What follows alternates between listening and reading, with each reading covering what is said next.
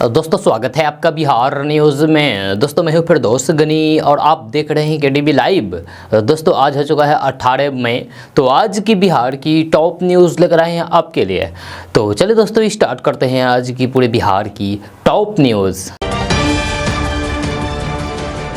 दोस्तों आज बिहार न्यूज़ में सबसे पहले बात करते हैं कि देश में महंगाई की मार झेल रही आम जनता को फिलहाल राहत मिलती नहीं दिख रही है।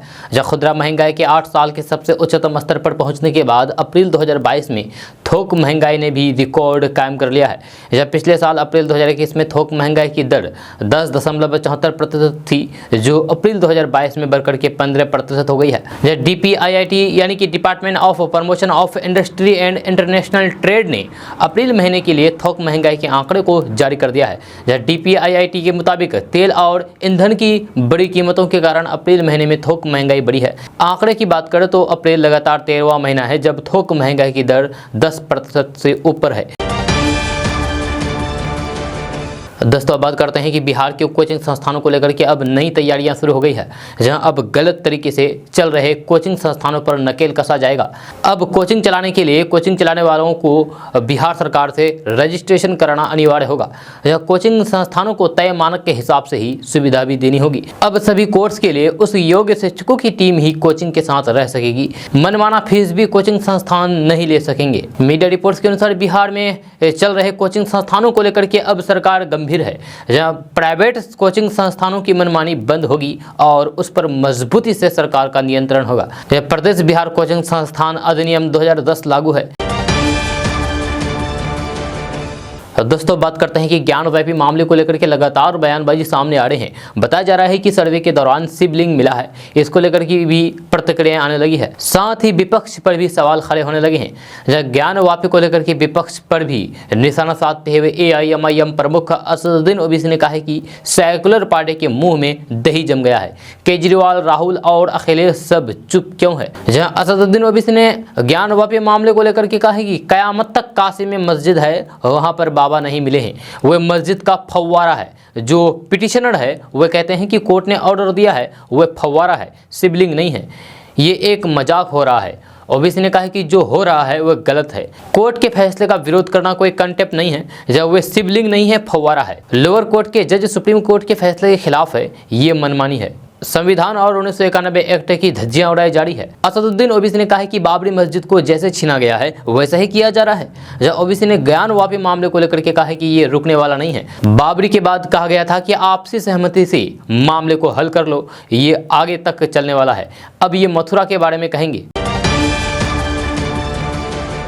दोस्तों बात करते हैं कि भागलपुर जिले में मंगलवार को दिन में उमस भरी गर्मी के बाद रात को पूर्वा हवा ने माहौल बदल दिया है। यह ठंड हवाओं ने एहसास दिलाना शुरू कर दिया है कि बारिश होने वाली है, लेकिन ऐसा हुआ नहीं। हालांकि आसपास में बादल भी उमड़ पड़े। आज बुधवार को भी मौसम कुछ ऐसा ही रहने वाला है। यह मौसम के पूर्वानुमान के अनुसार पूर्वी बिहार के कुछ जिलों में बारिश की संभावना है। यह सुपौल, अररिया, किशनगंज, पूर्णिया और कटिहार में गरज के साथ मध्यम स्तर की बारिश हो सकती है। इसी का असर भागलपुर और आसपास के जिलों में देखा जाएगा। यह बारिश को लेकर के सुपौल, अररिया, कटिहार, किशनगंज और पूर्णिया में येलो अलर्ट जारी किया गया है। इन जिलों में मेघ गर्जन के साथ बारिश की संभावना जताई गई है। इधर भागलपुर में आज गुरुवार से बारिश की संभावना जताई जा रही है। जब मौसम विभाग की माने तो गुरुवार से अगले सोमवार तक मौसम बेहद सुहाना रहेगा और लगभग हर रोज बारिश होगी। दोस्तों बात करते हैं कि मुख्यमंत्री नीतीश कुमार ने वैशाली में बन रहे बुद्ध सम्यक दर्शन संग्रहालय का निरीक्षण किया। इस दौरान मुख्यमंत्री नीतीश कुमार को गार्ड ऑफ ऑनर दिया गया। इसके बाद उन्होंने अधिकारियों के साथ कार्यस्थल का निरीक्षण किया। मुख्य रूप से बुद्ध कलश रखने वाले बुद्ध स्तूप भवन का उन्होंने जायजा लिया। इस दौरान सीएम नीतीश कुमार ने वहां मौजूद इंजीनियर और कर्मियों से काफी देर तक बातचीत की और कार्य प्रगति को लेकर के कई तरह के निर्देश दिए। मुख्यमंत्री नीतीश कुमार ने कहा है कि हम यहाँ बीच बीच में आकर के देखते रहते हैं। इस बार भी हमें लगा कि जाकर के देखना चाहिए कि काम तेजी से क्यों नहीं हो पा रहा है। पहले तो कोरोना के कारण 2 साल दिक्कत थी, लेकिन अब तो वह सब ठीक है, कोई समस्या नहीं है। मैंने कहा है कि अब तेजी से यहाँ पर काम करें। दोस्तों बात करते हैं कि बिहार में चोरों के हौसले काफ़ी बुलंद होते जा रहे हैं, जहां वह आए दिन चोरी की बड़ी वारदात को अंजाम दे रहे हैं। यह ताज़ा मामला बिहार के गया जिले से सामने आया है, जहां पर चोरों ने एक जज के घर में चोरी कर डाली है। जी हां, चोरों ने बंद मकान से नगद समेत करीब 35 लाख रुपए के जेवरात की चोरी कर ली है। घटना सिविल लाइन थाना क्षेत्र की है, जब पुलिस सूत्रों ने बताया है कि शहर के समीर तकिया मस्जिद लेन निवासी मधु सिन्हा ने रविवार रात घर में चोरी होने को लेकर के आवेदन दिया। जब मामले की जांच की जा रही है, घटना के समय पूरा परिवार बाहर गया हुआ था। इस संबंध में पीड़िता मधु सिन्हा ने बताया है कि उनकी बड़ी बहू का देहांत हो गया था, जिसे लेकर के पूरा परिवार घर को बंद करके रात्रि में गया शहर के ही रामसागर रोड मोहल्ला में स्थित मृतका के घर गई थी। अगले सुबह जब आए तो फिर देखा कि घर के सभी कमरों का ताला टूटा हुआ है और सामान बिखरा हुआ पड़ा है। उन्होंने कहा है कि लगभग 2 लाख रुपए नकदी के अलावा 35 लाख रुपए के सोने चांदी के सारे जेवरात की चोरी कर ली गई है। दोस्तों, अगर यह सवाल है कि बिहार के किन किन क्षेत्रों में उद्योग की संभावना है, तो इसका बेहतर जवाब ये हो सकता है कि हर क्षेत्र में। उलटकर यह सवाल भी पूछा जा सकता है कि वे कौन से क्षेत्र हैं जिसमें उद्योग की संभावना नहीं है। तो सबसे अधिक संभावना वाले किसी एक क्षेत्र की चर्चा करें तो फिर वह कृषि और उससे संबद्ध क्षेत्र है। जी हाँ, अनाज, फल, सब्जी, दूध, मछली, गन्ना, जूट और चर्म उद्योग, ये सब ऐसे क्षेत्र हैं जिनसे रुपये कमाने का गुर बिहारी समाज वर्षों से जानता है। जहाँ तकनीकी विकास के मौजूदा दौर से बहुत पहले लोग पीढ़ियों से अर्जित अनुभव के बल पर लोग इन उत्पादकों से अपने लिए धन जुटाते रहे हैं, जहाँ खुद के लिए और दूसरे के लिए भी रोजगार के अवसर सृजित करते रहे हैं। जहाँ अब जबकि राज्य और फिर केंद्र सरकार आर्थिक और तकनीकी मदद दे रही है, जहाँ कृषि उत्पादकों से धन और रोजगार पैदा करना आसान हो गया है। जहाँ कृषि ऐसा क्षेत्र है जिससे कई उद्योगों को कच्चा माल मिलता है। संयोग से बिहार में ऐसी फसलों और फिर उससे जुड़े दूसरे कच्चे माल की बहुतायत है, जिनसे सूक्ष्म से लेकर के लघु, मध्यम और बड़े उद्योग स्थापित हो सकते हैं। एक छोटा उदाहरण चर्म उद्योग का है। इसकी चर्चा इन दिनों नहीं हो पा रही है। जहाँ बिहार में किसी समय स्थानीय स्तर पर चमड़े के जूते, चप्पल, हैंड बैग, बेल्ट आदि का निर्माण होता था। इस क्षेत्र में बाटा का बड़ा कारखाना आज भी है, लेकिन गली मोहल्ले के कुटीर उद्योग बंद हो रहे हैं। अब बिहार सरकार भी इसे बढ़ावा दे रही है। ये भी प्राथमिकता सूची में शामिल हो गया है। चर्म उद्योग विकास निगम बनाया गया था, लेकिन समय के साथ ये उद्योग तबाह हो गया। देश और विदेश के बड़े ब्रांड के चमड़े के उत्पाद बिहार के बाजार में आ गए। जानकर ताज्जुब होगा कि चर्म उद्योग के लिए बिहार आज भी दूसरे राज्यों को कच्चा माल देता है।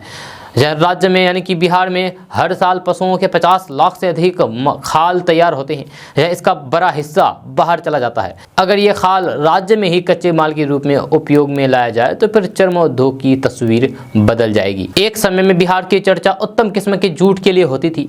कटिहार और समस्तीपुर में जूट के कारखाने थे। पूर्णिया, कटिहार, किशनगंज और अररिया, इन 4 जिलों में राज्य में यानी कि बिहार में कुल जूट का 70% हिस्से का उत्पादन होता था। उत्तर बिहार के कई अन्य जिलों में भी जूट का उत्पादन होता था।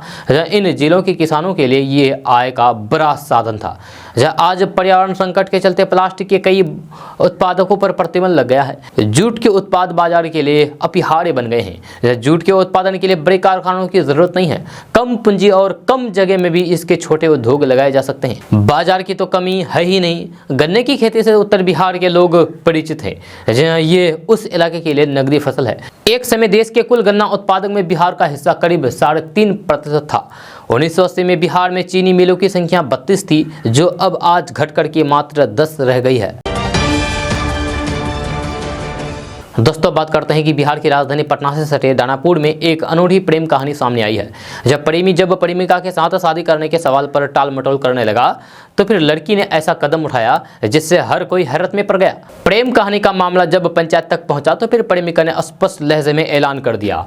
जहां लड़की ने भरी पंचायत में बिना डरे, बिना सोचे समझे कहा कि चाहे जान ही क्यों ना चली जाए, वह शादी तो करेंगे तो इसी लड़के से करेंगे। साथ ही लड़की ने अपने प्रेमी के परिवार वालों को भी साफ साफ लहजे में कह दिया है कि वह वहाँ उनके परिवार की बहू बनने के लिए आई है। आखिरकार पंचायत को लड़की के इरादे के सामने झुकना पड़ा और दोनों की शादी करानी पड़ी। जानकारी के अनुसार ये अनोखी प्रेम कहानी दानापुर के नौबतपुर की है। प्रेमिका ने पंचायत के सामने ये कह दिया है कि उसकी शादी उनकी प्रेमी के साथ करवाई जाए, नहीं तो फिर वे जान दे देगी। आप जो मोबाइल स्क्रीन पर तस्वीर देख रहे हैं, यही लड़की है। इसके बाद ग्रामीणों को प्रेमी जोड़े की शादी करानी पड़ी। दरअसल पटना के नौबतपुर में सोमवार की देर रात एक प्रेमिका अपनी प्रेमी से शादी करने की जिद पर अड़ गई। जब प्रेमिका की जिद के आगे पंचायत को झुकना पड़ा। आधी रात को ग्रामीणों ने मंदिर खुलवा करके युगल प्रेमी की शादी करवा दी। मामला नौबतपुर के गोनुआ गांव की है। दोस्तों बात करते हैं कि वाराणसी में स्थित ज्ञानवापी मस्जिद को लेकर के देश से लेकर के बिहार तक में सियासत गरमाया हुआ है। हिंदू पक्ष द्वारा मस्जिद परिसर में शिवलिंग मिलने के दावे के बाद कोर्ट ने सील करने का आदेश दिया है। इसको लेकर के बिहार में भी सियासत तेज है, जहां अपने बयानों की वजह से हमेशा चर्चा में रहने वाले बीजेपी विधायक हरिभूषण ठाकुर का मानना है कि पहले भी हमारे देवी देवताओं को अपमानित करने की साजिश हुआ है।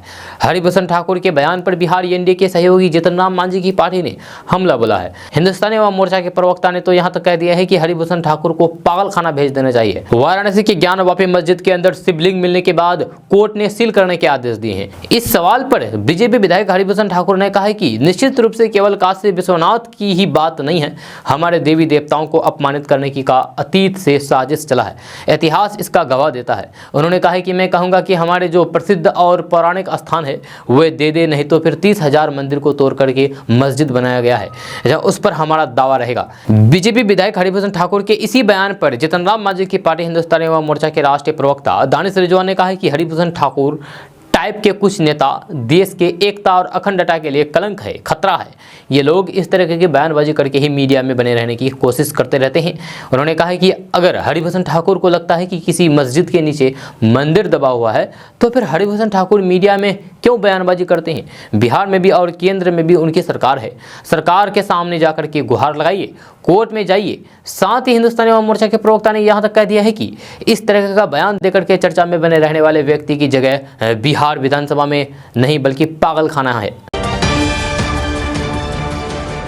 दोस्तों बात करते हैं कि इस साल पीला सोना के रूप में विख्यात मक्के का भाव देकर के किसानों का हौसला बुलंद है।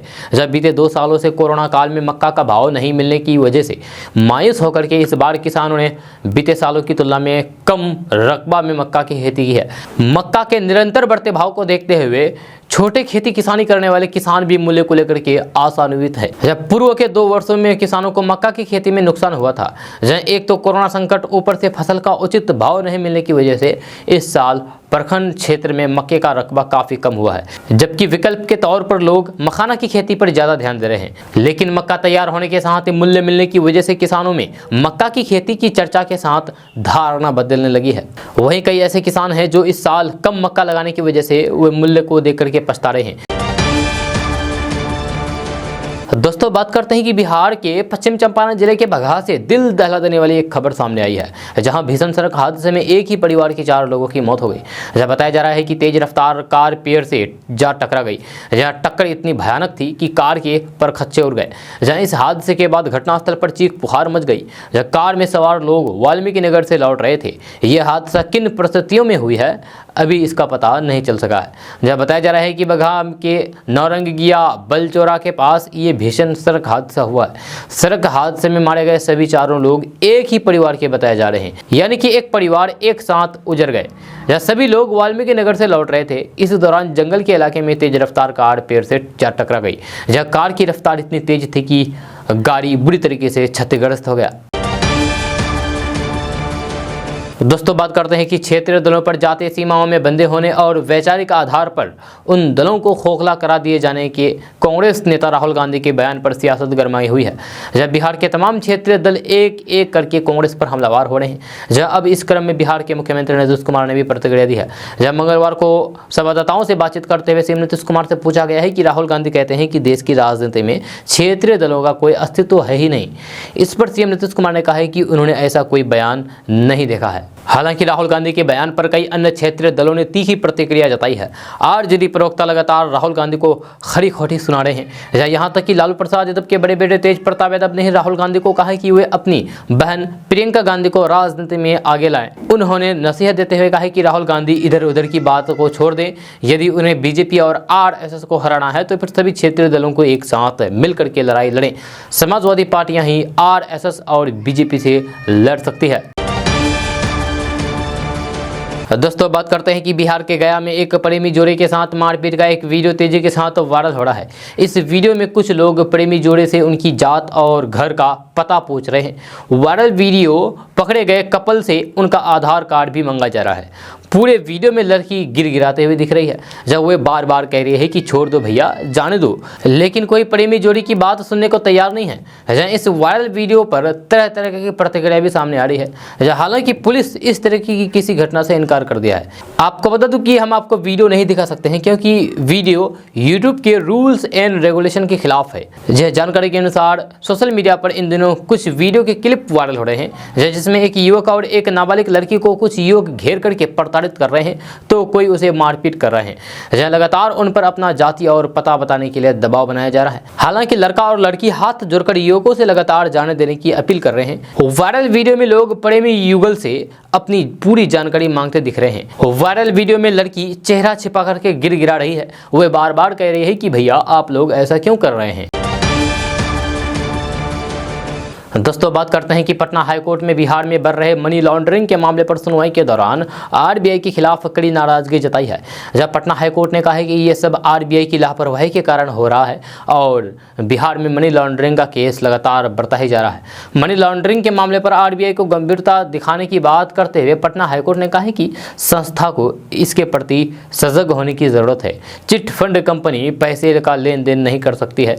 जब कोर्ट ने कहा कि आरबीआई के कानून में ढील देने का ही नतीजा है कि मनी लॉन्ड्रिंग के केस लगातार बढ़ रहे हैं। साथ ही लोग इस कानून का फायदा उठा करके गरीब लोगों का पैसा अपने यहाँ जमा करवाते हैं और कुछ दिनों के बाद पूरा पैसा लेकर के फरार हो जाते हैं और इसमें पैसे जमा कराने वाले एजेंट फंस जाते हैं। लोग उन एजेंट के खिलाफ मुकदमा दर्ज करा देते हैं, जबकि एजेंट अपने कमीशन के लालच में लोगों का पैसा जमा करवाते हैं। जी हाँ, पटना हाईकोर्ट ने कहा है कि बिहार में करीब 700 चिट फंड कंपनियां हैं जो लोगों से बैंक की तरह पैसा जमा करा रही है, जबकि इन चिट फंड कंपनी पैसों का लेन देन नहीं कर सकती है। इसके बावजूद भी ये कंपनियां पैसे का लेन देन धड़ल्ले से कर रही है। आरबीआई का इस पर किसी तरीके का नियंत्रण नहीं होने का ये फायदा उठा रही है।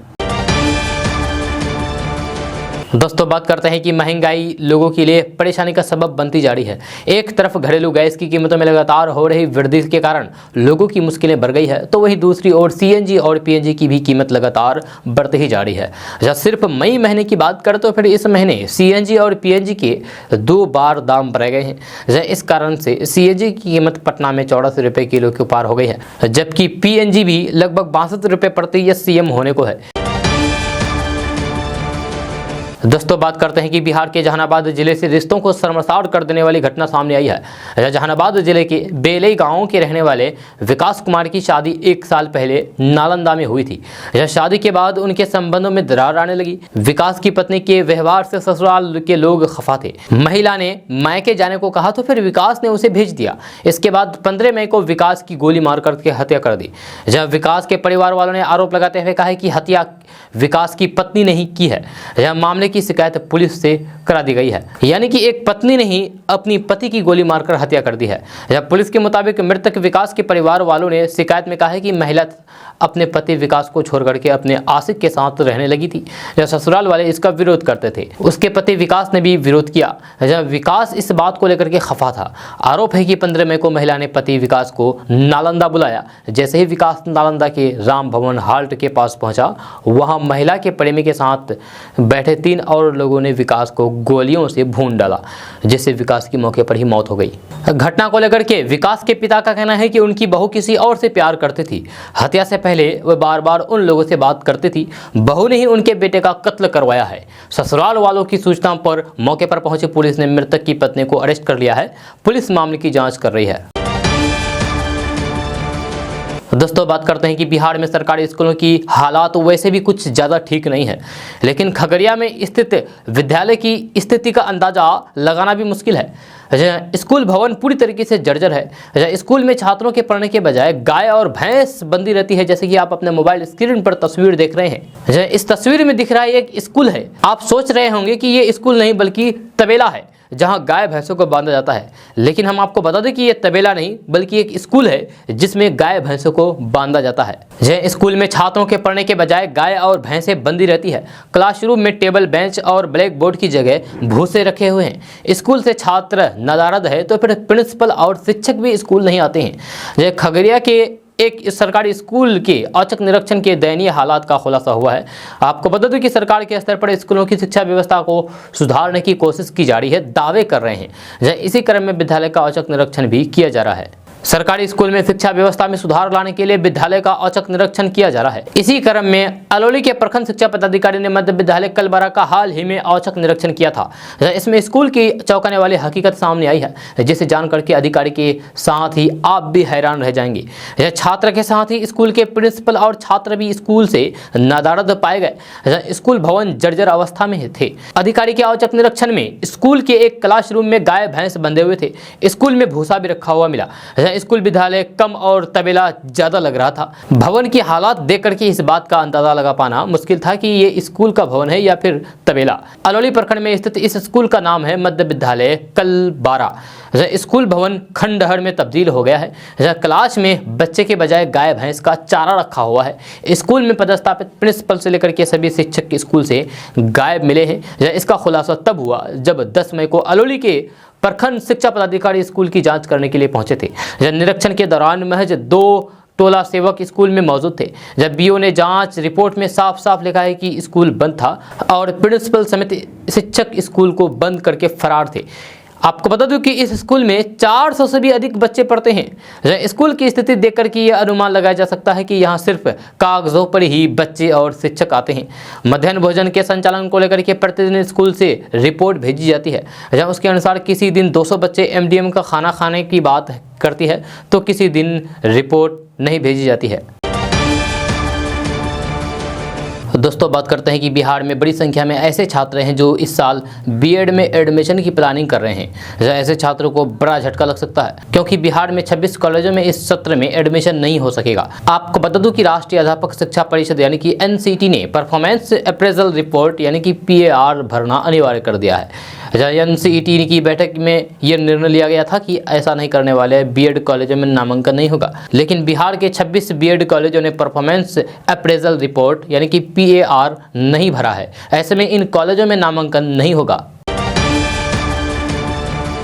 दोस्तों बात करते हैं कि बिहार में बदलते मौसम के बीच मौसम विभाग ने मानसून को लेकर के जो पूर्वानुमान जारी किया है वह बिहार सरकार के लिए अलर्ट की स्थिति है। इस बार मानसून समय से पहले आने की संभावना जताई जा रही है। साथ ही साथ बारिश की वजह से बाढ़ की स्थिति भी बिहार में खतरनाक स्तर तक जा सकती है। इसी को देखते हुए नीतीश सरकार अभी से अलर्ट मोड पर आ गई है। मुख्यमंत्री नीतीश कुमार ने बाढ़ की तैयारी को लेकर के आज यानी कि बुधवार को एक हाई लेवल मीटिंग बुलाई है। जब मुख्यमंत्री नीतीश कुमार के साथ बैठक में डिप्टी सीएम तारकिशोर प्रसाद और रेणु देवी के अलावे सभी मंत्री भी शामिल होंगे। इस हाई लेवल मीटिंग के दौरान मुख्यमंत्री नीतीश कुमार बाढ़ को लेकर के तैयारियों की समीक्षा करेंगे और सुरक्षात्मक उपायों को लेकर के अधिकारियों को निर्देश भी देंगे। हालांकि तटबंध सुरक्षात्मक कार्य पहले से ही शुरू किए जा चुके हैं। जब बाढ़ को लेकर के रिफिल कैंप बनाए जाने के मॉडल पर भी सरकार ने काम करना शुरू कर दिया है। ये अलग बात है कि मुख्यमंत्री राहत कोष से बाढ़ प्रभावित जिलों में आश्रय स्थल के निर्माण का मामला अभी भी टेंडर प्रक्रिया में फंसा हुआ है। सरकार ने इस स्थिति को देखते हुए जिलों से ताजा रिपोर्ट तलब की है। दोस्तों बात करते हैं कि 5G सर्विस के बाद अब देश में 6G सर्विस शुरू करने की तैयारी शुरू हो गई है। जहां प्रधानमंत्री नरेंद्र मोदी ने मंगलवार को कहा है कि इस दशक के अंत तक देश में 6G सर्विस शुरू हो पाए, इसके लिए सरकार की तरफ से कोशिश शुरू हो गई है। फिलहाल देश में 3G और 4G सर्विस चल रही है, उपलब्ध है। आने वाले कुछ महीने में 5G सर्विस शुरू करने की तैयारी है। भारतीय दूरसंचार विनियामक प्राधिकरण यानी कि ट्राई के 25 साल पूरे होने पर वीडियो कॉन्फ्रेंस के जरिए संबोधित करते हुए प्रधानमंत्री नरेंद्र मोदी ने कहा है कि आने वाले 15 साल में 5G से देश की इकोनॉमी 450 अरब डॉलर का योगदान होने वाला है। इससे देश की प्रगति और रोजगार को गति मिलेगी। उन्होंने ये भी कहा है कि 21वीं सदी में संपर्क यानी कि कनेक्टिविटी देश की प्रगति की गति को निर्धारित करेगी। प्रधानमंत्री नरेंद्र मोदी ने इस मौके पर एक डाक टिकट भी जारी किया है और IIT मद्रास के नेतृत्व में कुल 8 संस्थानों की तरफ से बहु संस्थान सहयोगी परियोजना के रूप में विकसित 5G टेस्ट बेड की भी शुरुआत की है। तो दोस्तों बात करते हैं कि सहारा इंडिया मामले की सुनवाई कर रहे पटना हाई कोर्ट में अलग अलग स्कीमों में उपभोक्ताओं द्वारा जमा किए गए पैसों का भुगतान को लेकर के दायर की गई 2000 से ज़्यादा हस्तक्षेप याचिकाओं पर अब 22 जून को सुनवाई होगी। ये याचिका जस्टिस संदीप कुमार सिंह की एकल पीठ में सोमवार को सुनवाई के लिए सूचीबद्ध था। सहारा प्रमुख सुब्रत राय को हाईकोर्ट के आदेश के आलोक में आज उपस्थित होना था, जहां सुब्रत राय द्वारा पटना हाईकोर्ट की गिरफ्तारी के आदेश को सुप्रीम कोर्ट में चुनौती दी गई थी। जहां सुप्रीम कोर्ट ने सुनवाई करते हुए पटना हाईकोर्ट के आदेश पर 19 मई तक अंतरिम रोक लगा दिया है। जहां इसी आदेश के आलोक में सुनवाई 22 जून के लिए टाल दी गई है। पिछली सुनवाई में पटना हाईकोर्ट ने बिहार और उत्तर प्रदेश के डीजीपी समेत दिल्ली के पुलिस कमिश्नर को हर हाल में सहारा प्रमुख सुब्रत राय को 16 मई को 10:30 बजे हाईकोर्ट में प्रस्तुत करने का निर्देश दिया था। कोर्ट ने इसके लिए दिल्ली के पुलिस कमिश्नर और उत्तर प्रदेश के डीजीपी को कहा था कि इस कार्य में वे लोग बिहार पुलिस को हर संभव मदद करें, लेकिन सुप्रीम कोर्ट ने पटना हाईकोर्ट के आदेश पर फिलहाल रोक लगा दिया है। और दोस्तों बात करते हैं कि नीतीश कुमार के मंत्री ने यूपी के मुख्यमंत्री योगी आदित्यनाथ से मदद मांगी है। सोमवार को बिहार के अल्पसंख्यक कल्याण मंत्री जमा खान ने यूपी के सीएम योगी से मुलाकात की और पत्र के माध्यम से 4 मांगे भी रखी। जमा खान ने पत्र में लिखा है कि बिहार के जिस विधानसभा क्षेत्र से आते हैं उसका बॉर्डर यूपी से लगा हुआ है। ऐसे में योगी सरकार उन्हें मदद करें, उनका इलाका नक्सल प्रभावित है। ऐसे में पड़ोसी राज्य की सरकार और प्रशासन का सहयोग मिले। जमा खान ने कहा कि बिहार के कैमूर जिले की सीमा यूपी की चंदौली और सोनभद्र जिले से लगती है। इसकी भौगोलिक, आर्थिक और सामाजिक, धार्मिक, राजनीतिक और सांस्कृतिक क्रियाकलाप यहां पर रहने वाले सभी लोगों को प्रभावित करती है। जब बिहार के कैमूर तथा यूपी के चंदौली और सोनभद्र दोनों की सीमा सटी है और दोनों प्रदेश के जिले नक्सल प्रभावित है, इसीलिए यूपी के मुख्यमंत्री इस ओर ध्यान दें।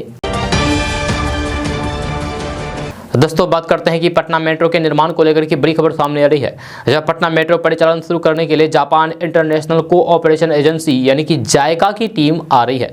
जहां ये टीम पटना में 6 महीने तक रहेगी। इस दौरान टीम पटना मेट्रो की व्यवस्था देखेगी, इसके अलग अलग रूटों पर चल रहे निर्माण कार्य का निरीक्षण करेगी।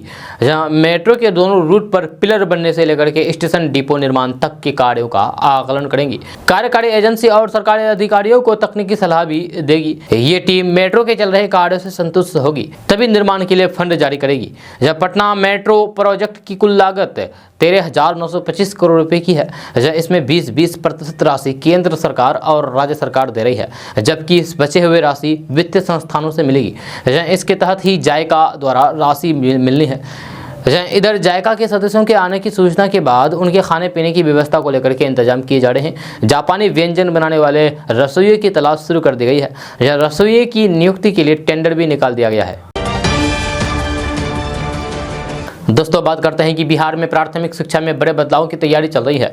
जब पहली से तीसरी कक्षा तक के बच्चों को अक्षर और अंक ज्ञान में दक्ष बनाने के लिए विशेष अभियान चलाया जा रहा है। बिहार सरकार ने इससे सबक लेते हुए अब नर्सरी क्लास को ही स्मार्ट बनाने का फैसला किया है। जब बिहार में बेसिक शिक्षा में बड़े बदलाव की तैयारी है, जिस पर हाल के बिहार दौरे में केंद्रीय शिक्षा मंत्री धर्मेंद्र प्रधान ने भी सहमति दी है। शिक्षा विभाग द्वारा नर्सरी क्लास को ई लर्निंग सेंटर के रूप में विकसित करने की कार्य योजना बनाई जा रही है। बच्चों के हिसाब से पाठ्यक्रम और स्मार्ट क्लास तैयार होंगे। म्यूजिक रूम और डिजिटल लाइब्रेरी भी होंगी। जब म्यूजिक रूम में वाद्य यंत्र भी रखे जाएंगे। शैक्षणिक सामग्री और खिलौने उपलब्ध कराए जाएंगे। अलग अलग उम्र के बच्चों के लिए अलग अलग वर्क बुक होगा। इस कार्य योजना पर 1,500 करोड़ रुपए से ज्यादा खर्च का अनुमान है। दोस्तों अब खबर बिहार के सहरसा जिले से है, जहां कोसी इलाके का PMCHL कहे जाने वाले सदर अस्पताल में इलाज के दौरान एक गर्भवती महिला की मौत के बाद परिवार वालों का गुस्सा फूट पड़ा। जब मृतक महिला के परिवार वालों ने अस्पताल के कर्मियों पर लापरवाही का आरोप लगाते हुए हंगामा किया।